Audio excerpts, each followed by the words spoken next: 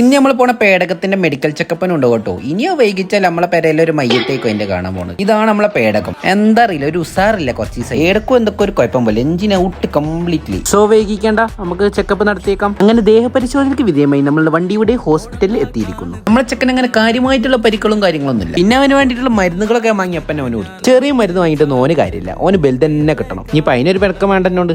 പാവം ദാഹിച്ച് തൊണ്ട പറ്റിയിട്ടായിരിക്കും. കുടിച്ചോ കുടിച്ചോ കുടിച്ചോ. കുടിനീരിട്ടിയപ്പോ ആശ്വാസമായി കാണും. നിലവിളി ഇന്നല്ലോ.